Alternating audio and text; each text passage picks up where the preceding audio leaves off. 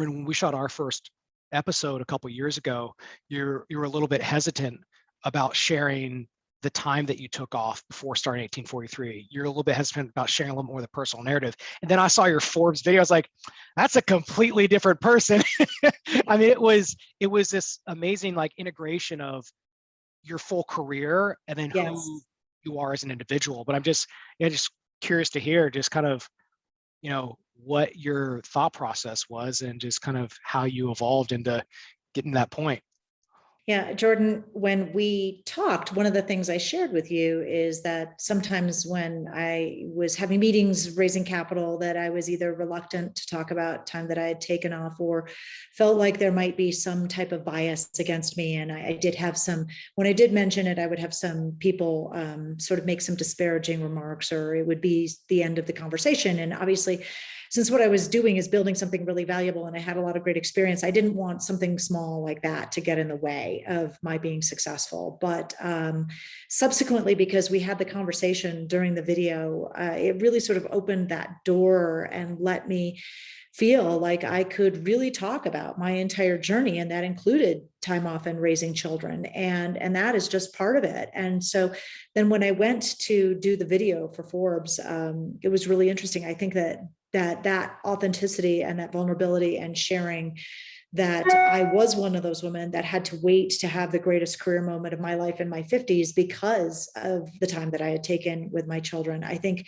that really hit home with them. And it was one of the reasons that I was chosen first and foremost for the 50 over 50 list for Forbes, but then also too, why then they used my video as the video on the launch on Morning Joe on MSNBC and made one of my videos one of the prominent featured ones. And so for that, I'm very grateful to you for encouraging me and giving me that confidence. And we all should have this kind of confidence. And I think that the more open we are, the more we can get, against bias. And we all have biases. I mean, I was thinking the other day about how everybody, if you think of a woman who's 82 years old, you would think of somebody very maybe frail, somebody that you would need to help. But, I would be really advise against trying to help Nancy Pelosi across the street. So, we just all have these thoughts in our heads about how life should go and what the timeline is, and it doesn't all match up. How did that moment when you shifted more towards the full version of yourself, maybe during 2019 and 2020, how did that play out, either like specifically during meetings or maybe just your mentality in speaking with, other investors or founders, after that, maybe, I don't know if tipping point is the right word, but right. I will call it a tipping point in showing the fuller version of yourself. Like, how did that play out in either meetings with investors or other partners or with the founders that you work with?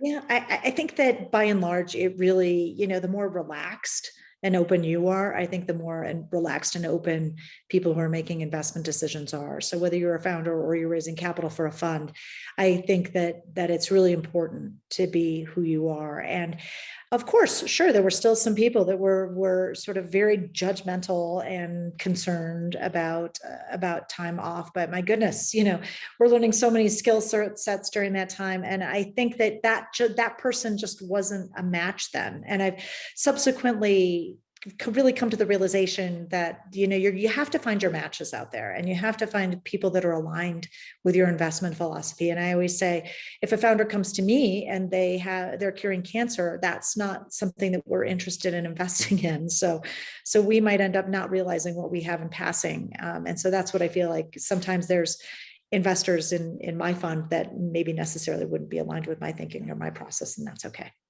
Well, on a similar thread, if there are kind of maybe two questions here, what advice would you have for people, or maybe specifically women who are in their 50s or 50s, 60s, 70s for that stage of their career? And also the second question, what advice do you have for women who have taken time off and might feel like, hey, I'm a little bit rusty, I don't know if I can get back in the game, and I don't even know where to start? I think I have an idea, but I don't even actually know where the heck to start. We do. So they're two very different questions, or yeah, two very different questions. And, you know, maybe on the first one, you know, what advice do you have for people who are over 50? Yep. And yeah, So on the first one, it's something I've been saying lately, hashtag never too late, right? It is never too late. And I am, boy, celebrating Forbes for saying, look at all these accomplishments that can happen in your 50s, 60s, 70s, and yes, 80s. It's really exciting. And I think that as we are healthier and we are living longer, we're really going to have to recognize that there's a massive brain trust in people over 50, and that is still incredibly valuable. And like we were saying, don't cut out half the population that are women. Don't cut out most of the population that are people of color. Let's also not cut out the half of the population that's over 50. And so we're seeing in my field, we're seeing a lot of really interesting technology solutions to help with that. But then your second question is someone who doesn't know where to start and doesn't know what to do. And there are, you know, my best advice always to them is think about what you really love to do in high school before people were judging you, because that'll give you an indication of sort of where your skill sets lie. Because in order to have a successful career, you have to have an intersection of interest and ability. And when you have those two things, it just sort of naturally progresses from there. And I tell women who aren't really necessarily ready to go back to the workforce and still raising their children, just start now dabbling, listen to podcasts that you think are interesting to you that might be in your field, volunteer, because that's something that I had to do when I was building my business. And fortunately, I had been in a great position. I had invested my capital well, and I always recommend that you have 3 years of cash to get started on a business. I was able to work on my business and not take a salary literally for years. And sometimes you do have to do that. And, you know, I even speak to men that are, you know, in financial services, and they've stepped back after their 50s and said, this isn't for me anymore, but I'm still valuable and I still want to participate. And I think there's lots of different ways, but you have to have that mindset that you're starting over again, and you can't let ego get in the way. And you have to say, I'm willing to work for less than or nothing, right? And then also too, I'm going to pursue something that at this point really interests me, because that's where my true talents are. So is that helpful? I love that. And it Yeah. reminds me a lot of the experiences that I've seen with veterans that I work with who have Yes. transitioned out of the military. Okay. And the ones who uh, one of the things I think is a common piece of their success is when they dabble, even if they're like, hey, I'll go work at a private equity firm that doesn't have a fund yet, and I'll just volunteer and just do anything. Like, you know, Right. like just let me update your CRM, let me do your meeting notes. But Yeah. that dabbling allows people to experiment, and Yes. at a very low risk way. And actually, one of the books behind me, Fear of Missing Out by Patrick McGinnis. Oh, So yeah. he's a good friend. And actually, we just did another vlog episode, and he had he had a book called 10% Entrepreneur. And, you know, that the basic concept being that 10% of your time, you can either invest your money or spend Right. your time doing it, but to experiment, but you don't have to go 100% anything. You can use that mentality to really see in small ways and small risk where you want to go. And so Absolutely. that idea of volunteering, so maybe women who are, you know, wanting to get back after 5 or 10 years, and they might have taken that time off, or the dads, you know, using that time to experiment in small bets, Yep. and saying like, hey, I don't need a 1% advisory fee on your, you know, your startup. Just let me be helpful, let me do some connections, or let me just like help out with copywriting for some blog post or whatever. Absolutely. But Yes. that experimentation, I think, is such a key point. And it's interesting because it's like I think there's this idea, maybe subconsciously, that we have to have everything figured out before we're going to try something or experiment, Yeah. or we I know. know what the outcome is going to be. But your Yep. point is spot on. You just like got to dabble and you got to experiment. And um, what have you found in the past, you know, 2 years, or maybe can we just kind of give the high level on 1843, the high level, and let's dive into some, you know, the journey over the past 2 years. Yeah. So we had our first closing 3 years ago on 1843 Capital on the first closing for our first venture capital fund. And we've made 11 investments subsequently. And a lot of our thesis is centered around technology for the aging. So this is all very, cohesive with what I'm trying to do, because we're looking at ways that we can help people through technology, both through the massive caregiver crisis, through fall detection, but then also to really capitalizing on a lot of this wonderful brain trust that's out there, and using technology to maybe companies that would have people as mentors for younger people, because I know that a lot of the problems the people that are millennials and that are Gen Z grapple with now is that they say they're thrust into positions and they don't know what they're doing and they don't have any experience in it. So they're really trying to figure that one out. So that's really, really interesting. We just had our first exit in our portfolio. Yep. We invested in a company, Sagely Naturals, which was CBD pain management, and that has had a successful sale. So all is going well, and we are looking forward to launching Fund 2, which is very exciting, and we'll still focus on this area. How would you characterize the different chapters of the past 3 years? Like, what is chapter one? Where are you at? What was the next one, and where are you at now? And kind of maybe for people who are starting their firms or thinking about it, like, what advice do you have to them for like stage one? Sure. And chapter 1 and chapter 2 and chapter 3, it's all sort of like school. Like first you're in kindergarten and first grade, and then and then you get into middle school. And now I feel like we're in high school headed to college here. It's really interesting, the maturity. And there are some times when you're just groping in the dark. I mean, when you're first starting out, but the key is, and I like to say, follow the breadcrumbs, that's always, there's sometimes there's indicators and there's places where you're going to have success early on, and you really need to just grab onto those and really focus onto those. I used to keep a whiteboard of all the things that were going right when I was building the fund, because a lot of times you would have a missed opportunity on investment, or we would run into a foundation that would say something awful to us when we were looking for investment, and I'd go and I'd glance back and they'd say, well, look, Mr. Foundation, you weren't interested, but I've got 52 people over here that said that I think that I'm great. So that's, I find, really helpful. And that know that it's, you're at the hardest point. It's, I don't know if you've heard of the flywheel effect, but Yep. when you start anything, you just have to recognize that pulling that bar down it's just so hard. And then eventually things get spinning and it becomes easier. And thank goodness that's where we are right now, where things are really working and we're firing on all cylinders. Great team, great product, great opportunity out there. We're in the golden age of venture. So it's definitely good times. I love that advice. I'm going to implement that today with our family and today with our company on particularly the whiteboard idea, because I think especially as founders, entrepreneurs, owners, you tend to, and maybe just high performers, like you tend to like, all right, 98% of stuff I'm getting right. I get it. I'm not really interested in that. But no, like you do need to celebrate the things that are going right. You do need to celebrate the things that are wins, even if they are small, because it's so easy to focus on one negative, and then it just goes into a spiral. Yeah. And then it becomes a mentality that lasts for a month or a quarter or a year. And then you wake up 2 years later, like, oh my God, like I'm a little bit more negative than I used to be. Like, who am I? I don't think it's our fault either, though, Jordan, because I think we're wired for negativity. We actually don't learn anything from our successes. We learn from things that don't work out. And so that's why it's wired and it's hard imprinted in us that, okay, I made this mistake or this isn't quite good enough. So those are the things that I really need to focus on so that I can get better. So I think at the end of the day, it is a positive thing, but it's all managing it, right? So you don't go too far down into it. So I do think having reminders of your successes around is a great thing to do.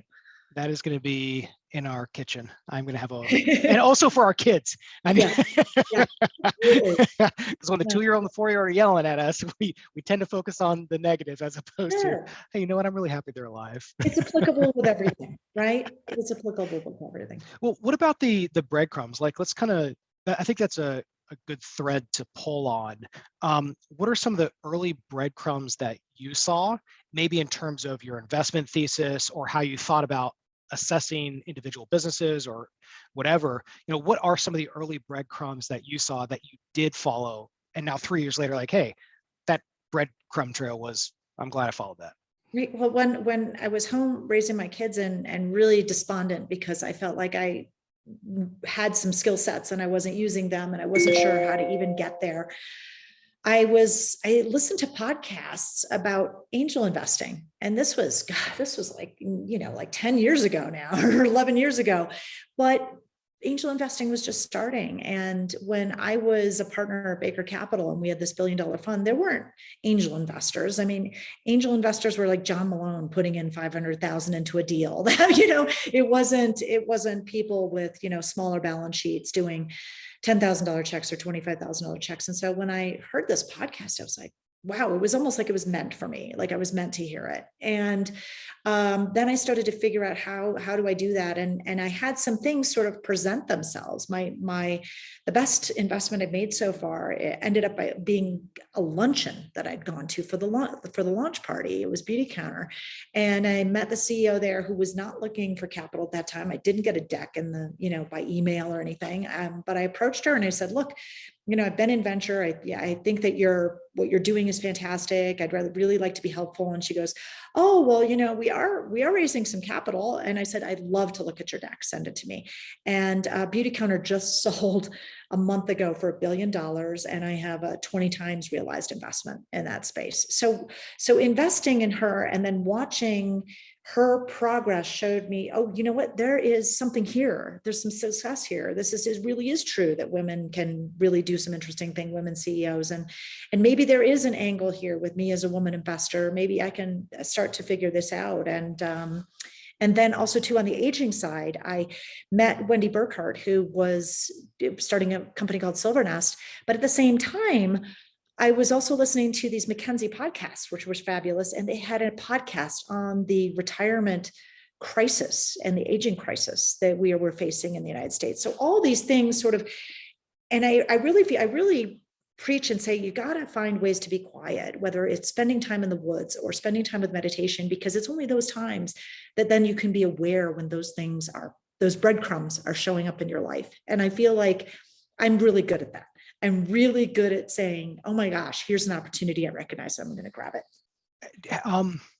That's interesting because that's one of my biggest struggles is finding that quiet time. Yeah. Where I let the ideas freely associate, or just I have that space. Yep. And I accidentally have it if I wake up at 6 a.m. or 5:30 because our 2-year-old's crying to go get him, and he's in the bed next. Okay, I'll put him in the bed next to us, and then I'll be like, lucid dreaming for 30 minutes, and then ideas will come up. But I realize like what's actually happened is it's that undistracted time. Yes. Have you always been like that, or did you find it out and you consciously had to build it in that time? Yeah, I very much consciously have built that. And I think the real tipping point for me was when I heard a couple of things. Again, breadcrumbs and things are showing up in your life when you need them. I had heard someone say, for meditation, if you don't have two minutes a day, then you have got much, much bigger problems. And I thought about that and I said, wow, that's really interesting. 2 minutes. I've got to try to do it just for 2 minutes a day. And then I also, about the same time, I'd heard that Ray Dalio was very interested in meditation and got to know about the David Lynch Foundation and things like that. And I thought, oh my goodness, if Ray Dalio, one of the most amazing investors that are out there, is doing this, then probably it's not bad for you. so I thought I'd give it a shot. And also Tim Ferriss, and I think in one of his books, he kind of synthesized, 500 episodes. And he's like, one of the consistent themes in every single high performer that he interviewed was they had some form of meditative practice. Yep. Absolutely. And then, when I first started the firm, it's probably one of the most difficult things that I've done. And it was absolutely exhausting and stressful. And there was a long time that I wasn't getting any traction at all, and had a lot of pressure. I had people that had joined me, and they needed salaries and things like that. And so it was incredibly stressful.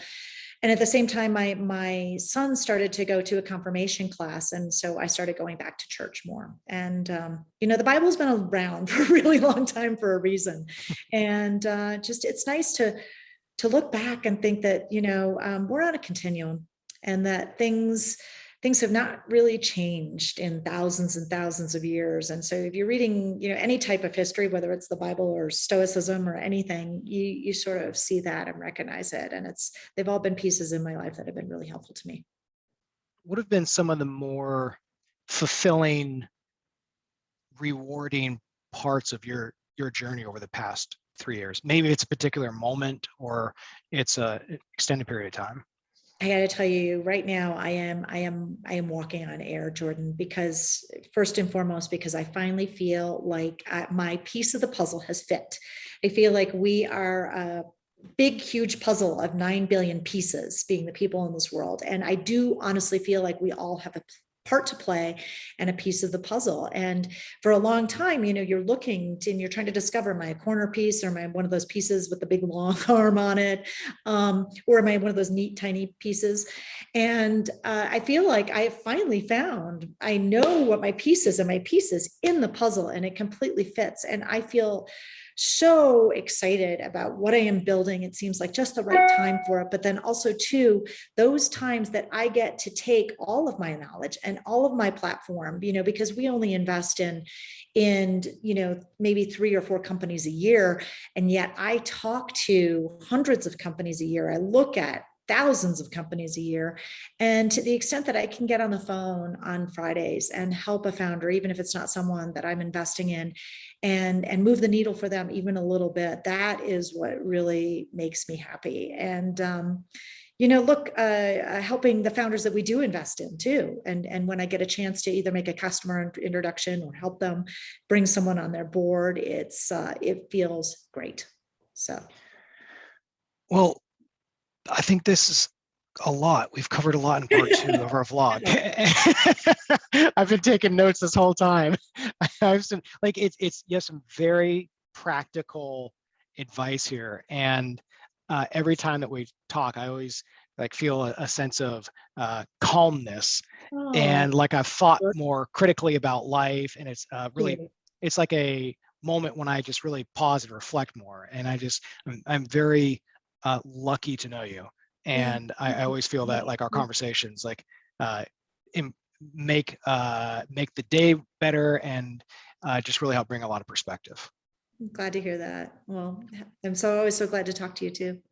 And I can't wait to get this out there and see. We'll have a part 3 coming up soon. Yeah. All right. Thanks a lot. I appreciate it. Yeah, of course.